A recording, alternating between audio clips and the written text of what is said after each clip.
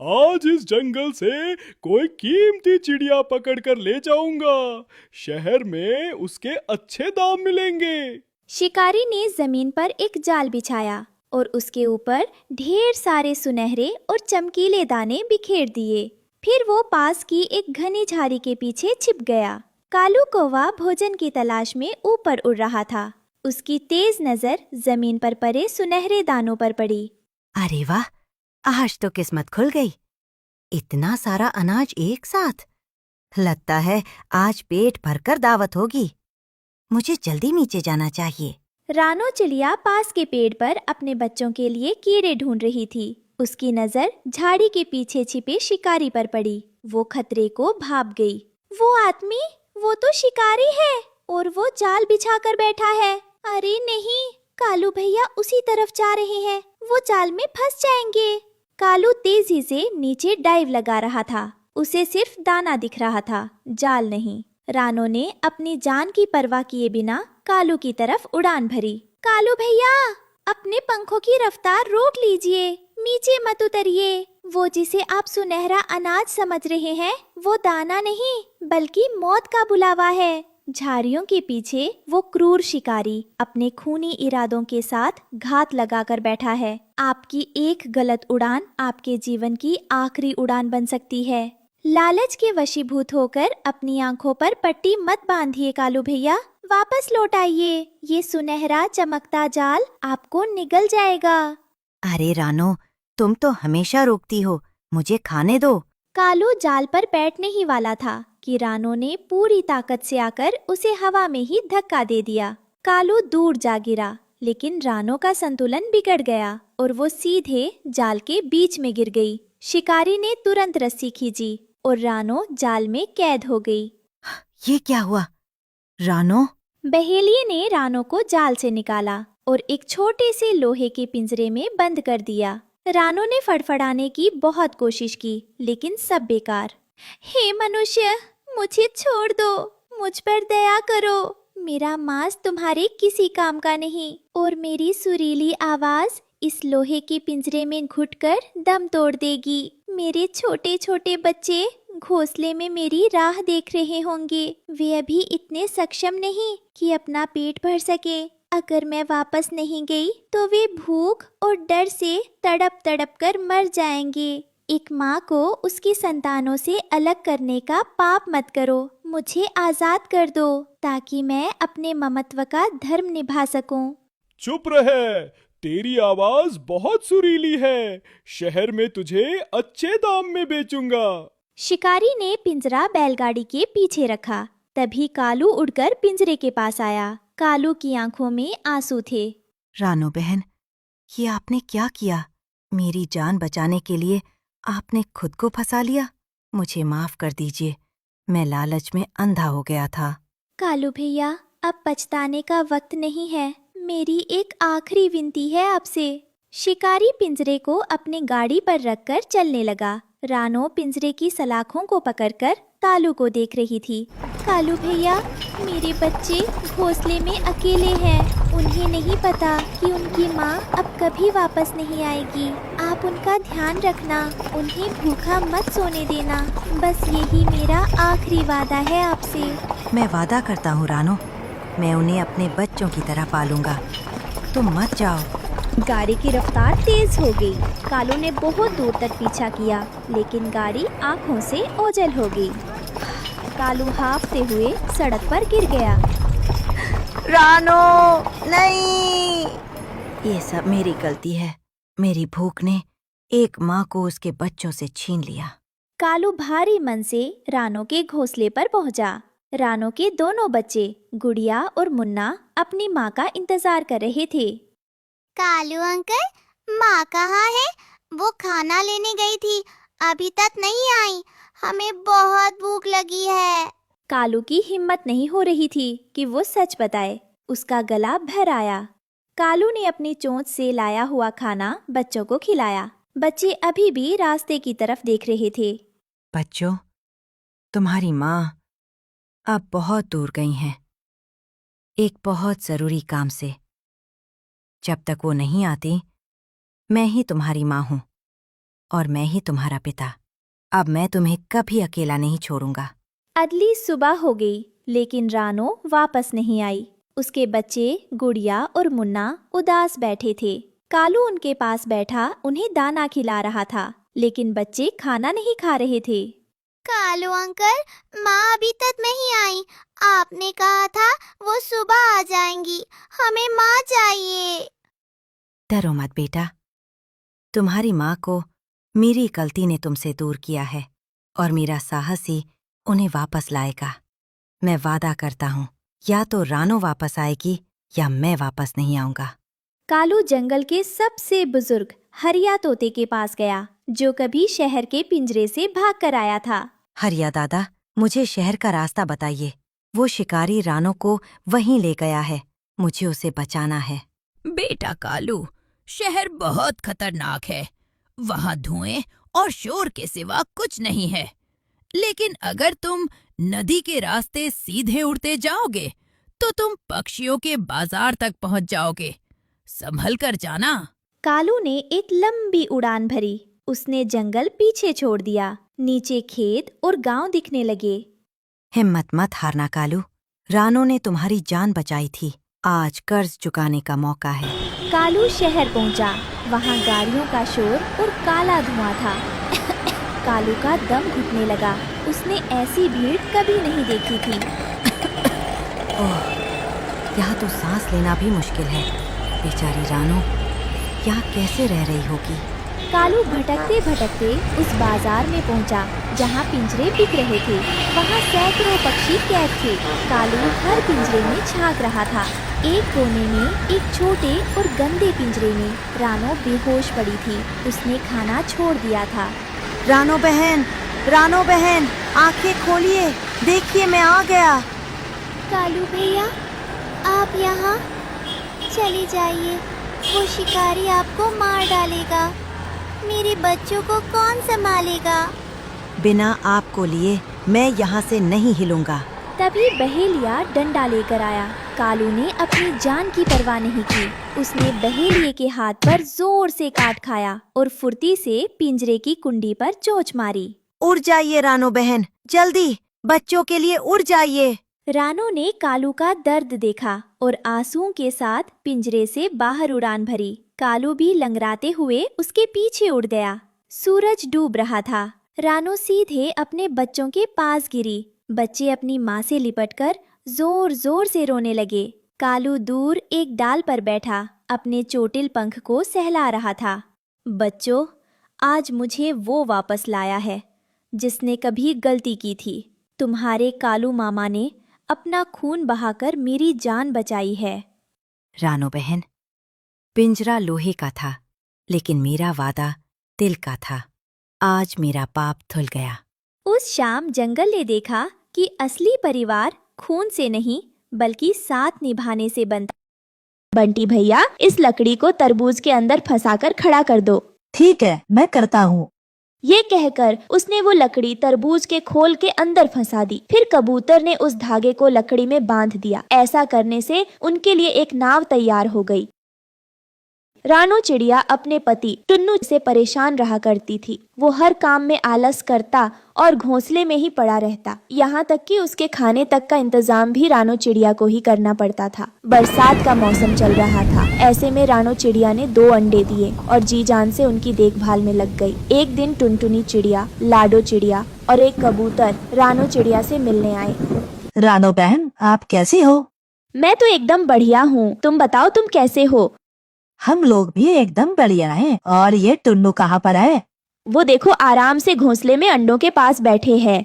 रानो चिड़िया, हम लोग काफी दिनों के बाद मिले हैं और मौसम भी बहुत अच्छा है। क्यों ना कहीं घूमने चले? हाँ, ये अच्छा आइडिया है। ये कहकर रानो ने टुन्नू से कहा, सुनो, आप भी साथ आ रहे हैं ना? अरे मैं आकर क्या करूँगा? बेफालतू में तुम लोग थकने जा रहे हो।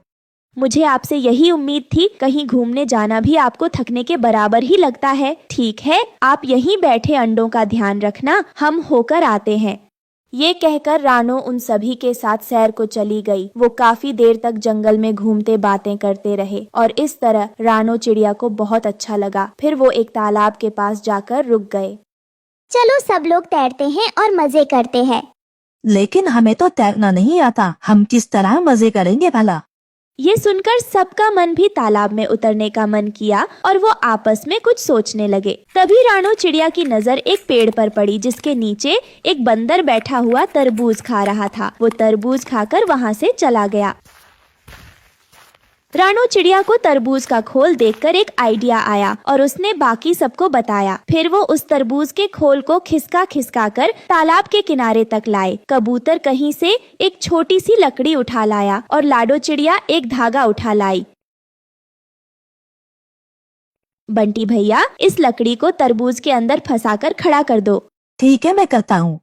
ये कहकर उसने वो लकड़ी तरबूज के खोल के अंदर फंसा दी। फिर लाडो ने उस धागे को लकड़ी में बांध दिया। ऐसा करने से उनके लिए एक नाव तैयार हो गई। फिर उन्होंने उस नाव को खिसकाकर तालाब में डाला और उसमें बैठकर चल दिए और उन लोगों ने खूब मजे किए। फिर शाम होते होते वो किनारे वापस आने लगे।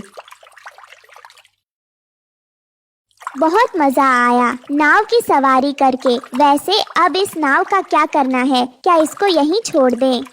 नहीं, आप लोग इसको मेरे घोंसले तक ले चलो। फिर हम सभी अगली बार भी नाव की सवारी के मजे लेंगे।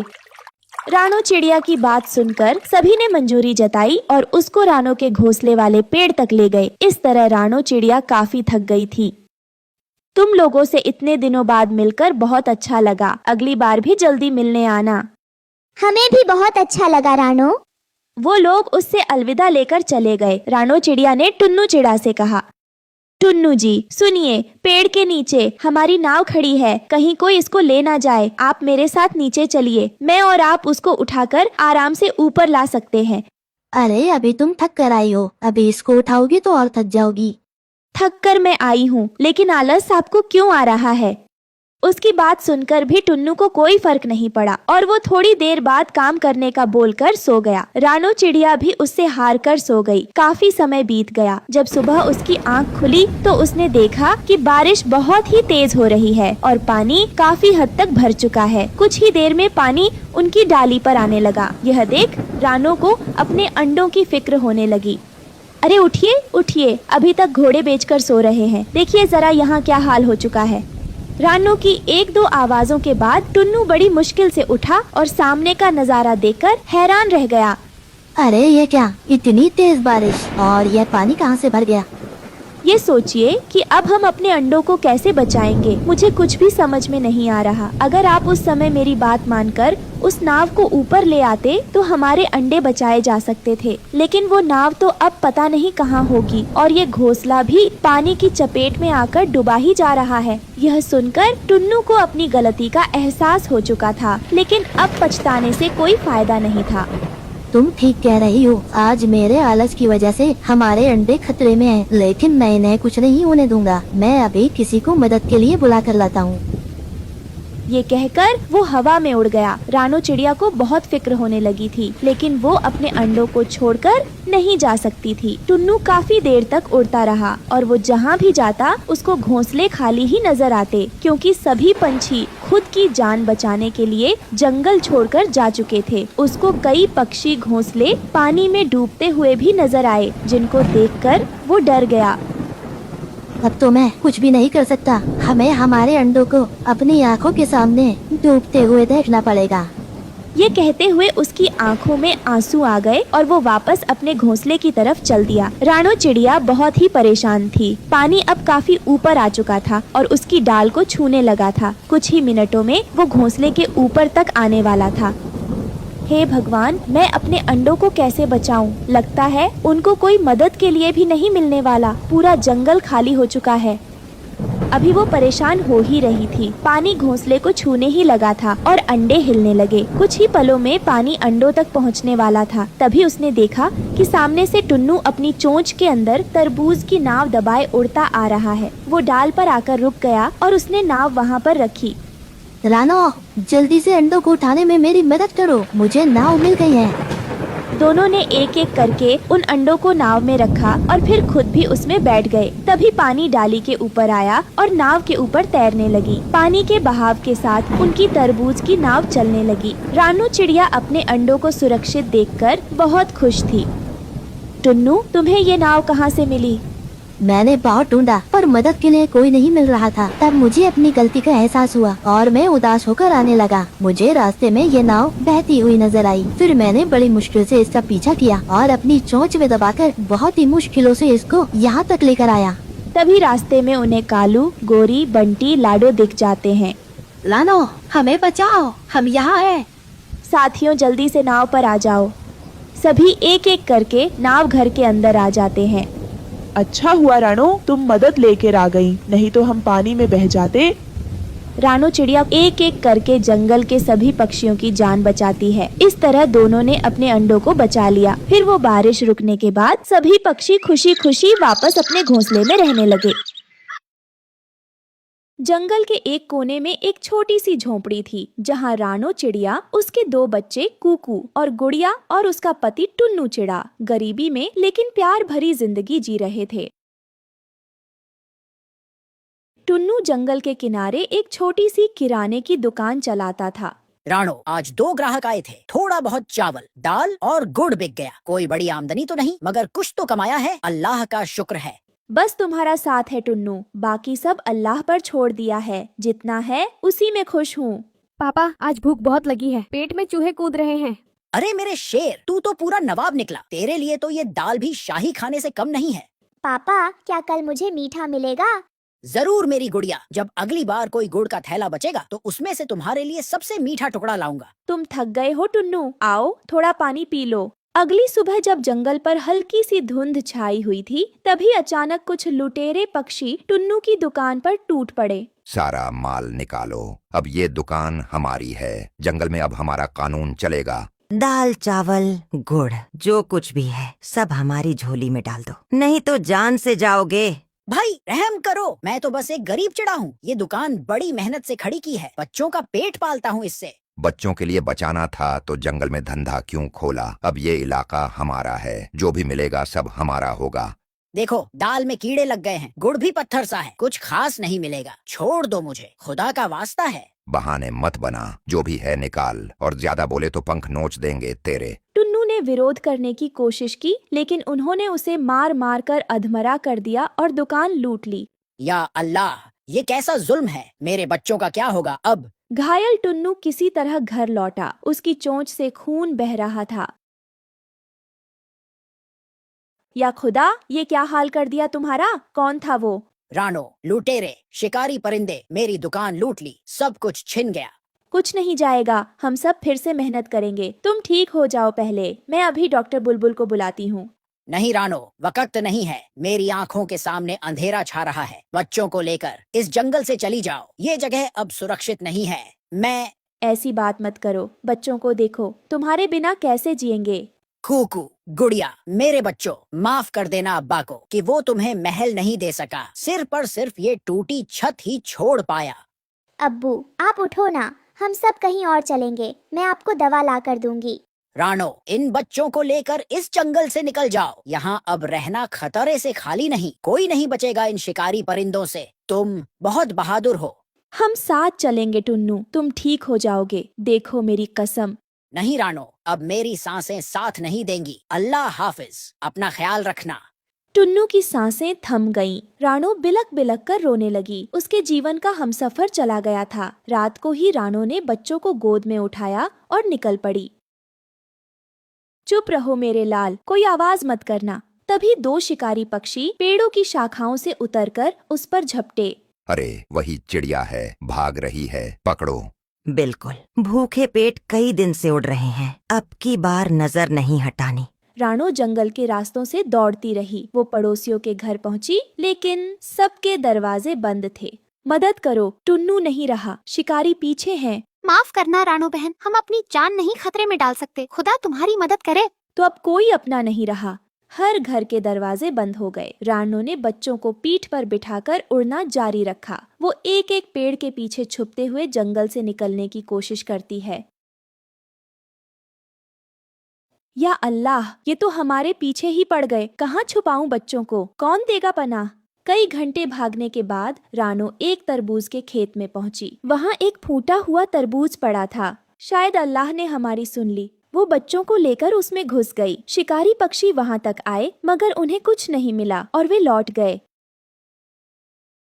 अगली सुबह रानो खेत में पड़े एक सूखे तरबूज को देखती है। क्यों न इसी में अपना घर बना लूं, बच्चों को छत तो मिलेगी। उसने सूखे तरबूज को काटा, घोंसला बनाया और वहीं से बच्चों को पालना शुरू कर दिया। माँ, अब हम यहीं रहेंगे? हाँ मेरे लाल, ये हमारा नया घर है, तरबूज का महल। रानू ने अकेले अपने बच्चों की परवरिश की। प्यार, त्याग और हिम्मत से उसने हार नहीं मानी। टुन्नू, देखो तुम्हारे बच्चों को मैंने संभाल लिया। जंगल के पक्षी अब रानू की हिम्मत की मिसाल देने लगे। इस कहानी से हमें सीख मिलती है कि माँ का प्यार दुनिया की सबसे बड़ी ताकत है। मुश्किलें कितनी भी हों, माँ अपने बच्चों के लिए हर तूफान से लड़ जाती है। आसमान में चारों ओर काले घने बादल छाए हुए थे। बारिश की बूंदें धरती पर गिर रही थी। पेड़ पर चिड़िया छुपी हुई थी। रानो चिड़िया बड़े से बरगद के पेड़ पर बैठी हुई थी। ये बारिश भी ना जैसे मेरे दुखों को बढ़ा देती है। अब मैं क्या करूं? मेरा घर टूट गया है, खाने को भी कुछ नहीं है और ये ठंड, इस ठंड में मेरी चोट जम रही है। आखिर मैं कहाँ जाऊं? तभी अचानक से दूर से एक काले रंग का कौवा उड़ता हुआ आता है और वह रानो के पास आकर रुक जाता है। अरे रानो, तुम यहाँ इतनी तेज बारिश में क्या कर रही हो? तुम्हारे तो पंख भी भीग गए हैं।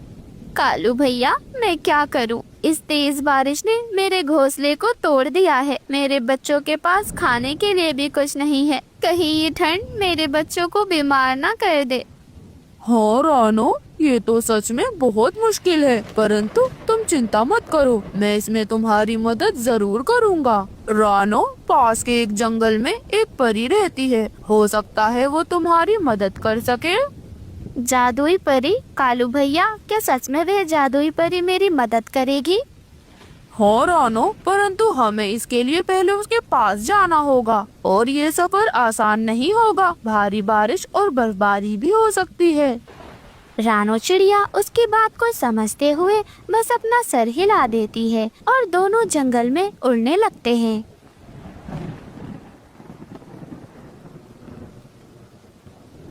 ऐसे ही रानो चिड़िया और कालू कौवा दोनों ही एक घने जंगल में पहुंच जाते हैं, जहां पर चारों ओर बर्फ जमी हुई थी। पत्तियों पर पानी की बूंदें चमक रही थी। तभी रानो चिड़िया ठंड से कांपते हुए कालू कौवे से कहती है, कालू भैया, यहाँ तो बहुत ज्यादा ठंड है। क्या हम सही रास्ते पर हैं? हाँ रानो, ठंड तो बहुत ज्यादा है, परंतु तुम चिंता मत करो, हम बिल्कुल सही रास्ते पर हैं। वह देखो, वह बड़ा सा पेड़, वह जादुई परी का पेड़ है।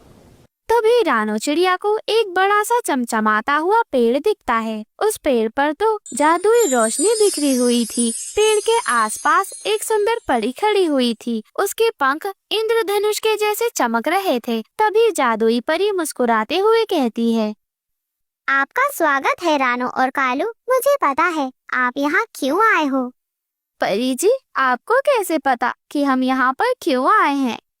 रानो, मैं सब जानती हूँ। तुम एक सच्ची माँ हो जो अपने बच्चों के लिए हर मुश्किल को सहने के लिए तैयार हो। तुम चिंता मत करो, मैं तुम्हारी मदद जरूर करूँगी। सच परी जी? क्या सच में आप मेरी मदद करेंगी? हाँ रानो, मैं तुम्हारी मदद जरूर करूँगी, परंतु तुम्हें मेरा एक काम करना होगा। तुम्हें झील के किनारे जाकर एक फूल लाना होगा और वही फूल तुम्हारे लिए एक नया घर बना कर देगा। और ऐसे ही रानो चिड़िया और कालू कौवा झील की ओर उड़ने लगते हैं। रास्ते में भारी बर्फबारी हो रही थी। रानो चिड़िया बहुत ज्यादा थकी हुई थी। रानो चिड़िया कालू कौवे से कहती है, कालू भैया, मैं अब और नहीं उड़ सकती। मेरे पंख इस ठंड में जमने लगे हैं। रानो, हिम्मत रखो, हमें बस वहाँ तक पहुँचना है। देखो, वो रही झील। ऐसे ही कालू कौवा और रानो चिड़िया दोनों झील के पास पहुंच जाते हैं। झील के बीच में एक चमकता हुआ फूल था, लेकिन झील के पास एक बड़ा सा सांप सो रहा था। रानो चिड़िया डरते हुए कालू कौवे से कहती है, कालू भैया, वो देखें, वो तो सांप है। कालू भैया, वो तो हमें खा जाएगा। अरे रानो, डरो मत, मैं एक काम करता हूँ, मैं उसे दूसरी तरफ ले जाता हूँ और तुम जल्दी से फूल ले आना। कालू कौवा अपनी चालाकी से उस सांप